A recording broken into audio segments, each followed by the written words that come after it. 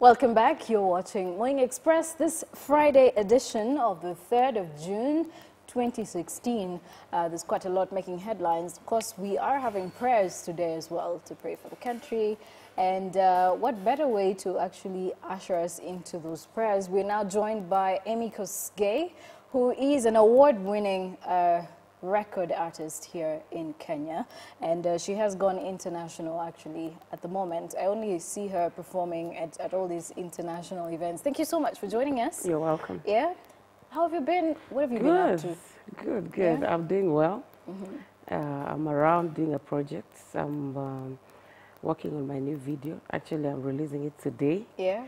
Yeah, this evening, so I'm excited and looking forward. I thought you were going to say this morning on Morning because Express. we are praying this morning. So we want to maintain in prayer. Yeah. But I'm grateful. What a day, as you said. Right. You know, you actually have been seen performing not just in Kenya, but you have performed in Nigeria, which is your second home, but you have also performed outside of Africa. What would you say about the gospel industry across the African continent? I must say, from what I've seen in West Africa and globally, it's an industry that is growing really fast. Yeah. And we have, as Kenyans, I would say we have a long way to go because we are used to a different kind of tradition. Yeah. But when you go out there, then you realize there are people out there who have really worked hard. They have other ways of doing the gospel, singing, performances, ministry, and all that. So they're doing it same thing, same gospel, but the level of excellence and execution is quite different. So I must say it's growing, and it's growing very fast, and that's something that we are grateful of. And to be able to see that gospel music is integrated into so many other things, not like before how gospel music is only about preaching the gospel. Now, gospel music, like what I do is I use my music to market Kenya, for example, to brand Kenya, for example, to brand our heritage. But hapo katikati I'll be preaching the gospel.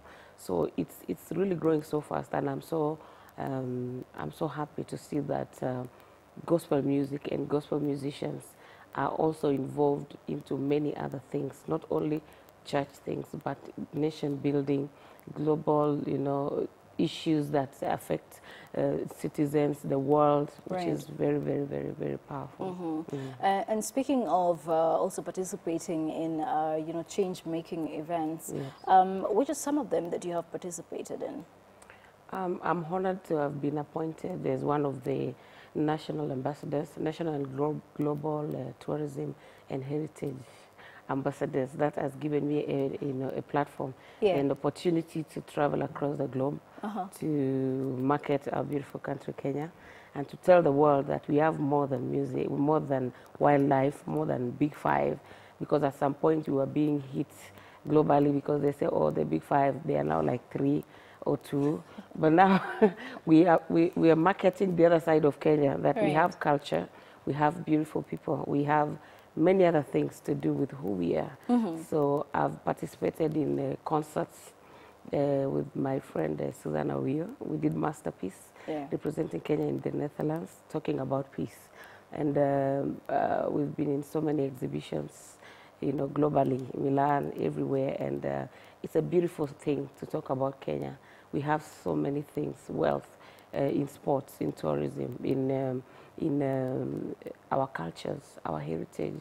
So I've been privileged to have done that in many platforms and through music. All right. Yes. A lot of gospel artists who are actually very promising don't seem to really get it when it comes to participating in other activities like what you're doing right now.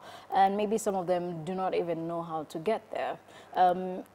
Do they need to have networks for them to get into those kinds of volunteering or ambassadorial roles where they have to actually work for a certain cause? How do they go about it?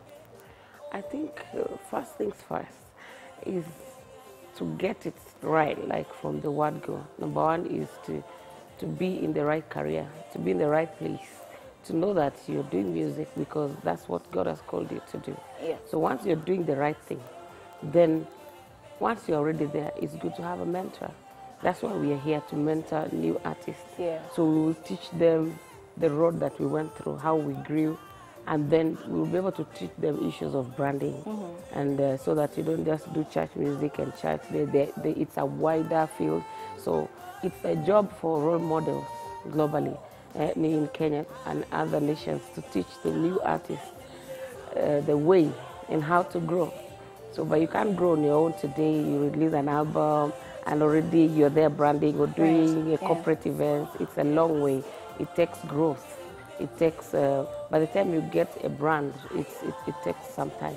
It takes character. It takes many other things. But you can still maintain doing gospel music, singing about Jesus, singing about God, singing about change. God can use you prophetically for a nation, but it's a journey. But all of us are called to do different things. But it's doable. Interesting. So you listen to the song playing in the background. Yes, yes, yes. You know, somebody from China asked me if that was Kenya's national anthem. And I said, actually, it could pass for a national anthem, but it's not. And that seems to be one of the most popular of your singles that you have released. But how much fame has it brought to you? I don't want to use fame because it's a song that ministers to different people in different ways. But what has it done for you?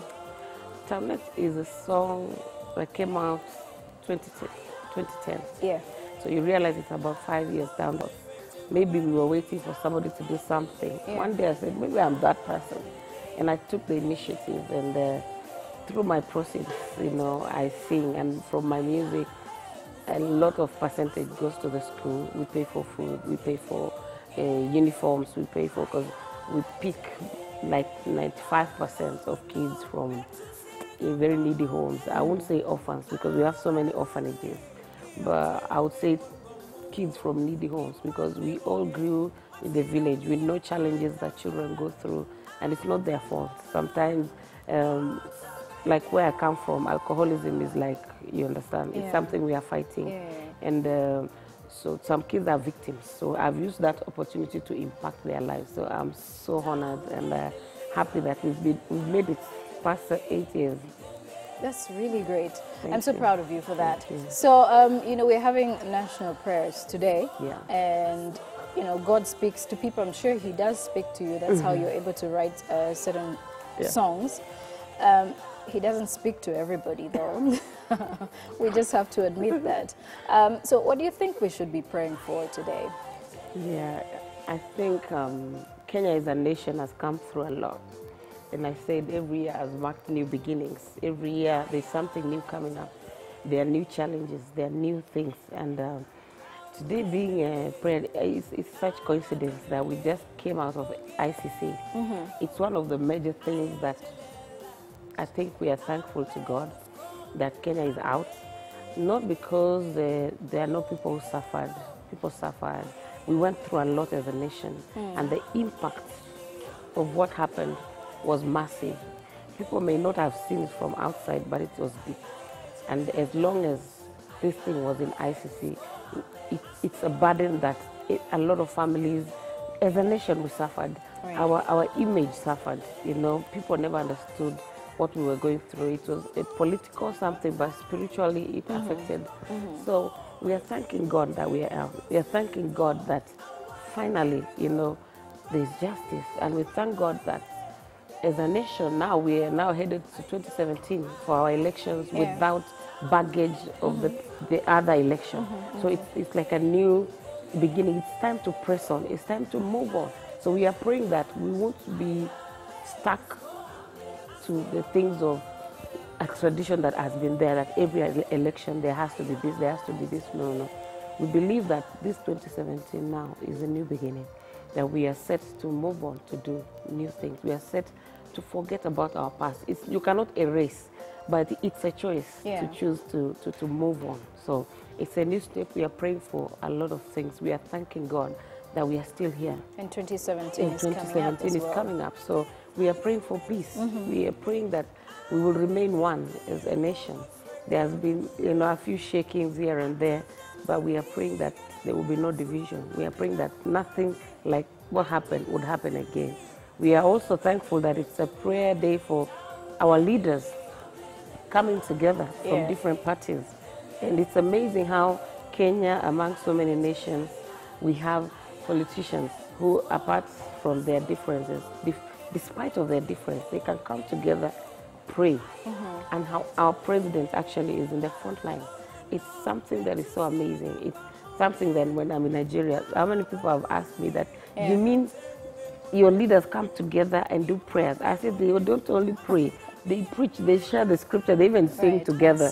So it's a powerful thing. I believe there's something in the spiritual realm that God is doing for this nation. And because we are God-fearing nation, it's a challenge, but I know God will keep us at it. And we also pray for our leaders that as they meet today and pray, they are setting the pace.